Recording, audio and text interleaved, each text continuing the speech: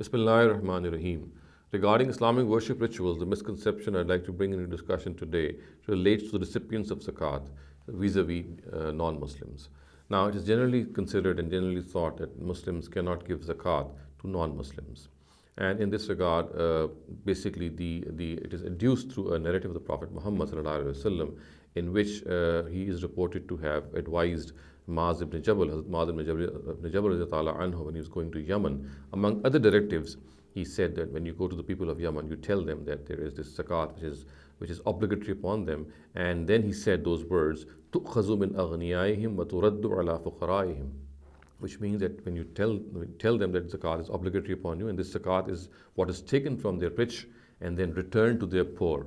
So by these words, return to their poor, people thought that since zakat is taken from rich Muslims and it is returned to their poor Muslims, obviously it would imply that zakat is only to be given to Muslims alone, because the words are zakat is taken from their rich people and returned or given back to the poor people.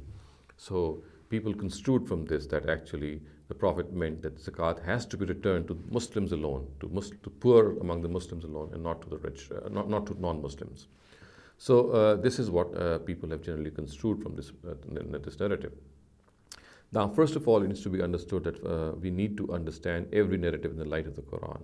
And if it contradicts the Quran in any way, then we need to understand how narrative can be explained if there is an explanation. So first of all, we must understand that the Quran is absolutely clear. While recounting the heads of zakat, it has not made any distinction between a Muslim and a non-Muslim. And it says in verse 60 of Surah Tawbah, إِنَّمَا الصَّدَقَاتُ لِلْفُقَرَاءِ وَالْمَسَاكِينِ, and then the verse goes on to spell out other heads of zakat. It does not say at all that the fuqara or the needy or the masakeen, they have to be amongst the Muslims. It does not say that at all. In other words, what this verse actually says is that as long as a person is a needy person, he is a person who needs to be attended to in this regard, then there should be no distinction with regard to any religion. Otherwise, the Quran should have specified that this zakat is only meant for masakeen or fuqara or needy who are Muslims.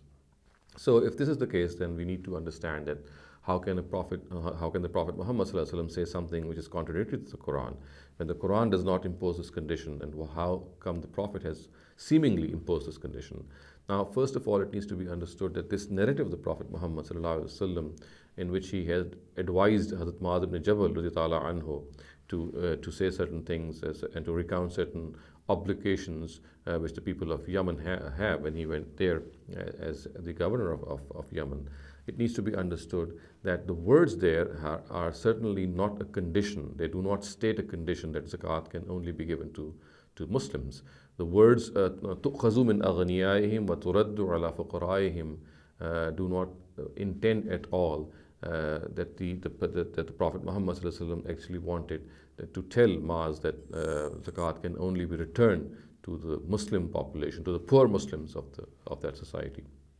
Actually, it seems to be the case that the Prophet Muhammad ﷺ wanted to negate this feeling that people might think that the zakat collectors are going to pocket the money themselves, or the government is going to pocket the money themselves. It's not the case. What is being told to them is that this zakat is going to be taken from the people and shall be returned back to society.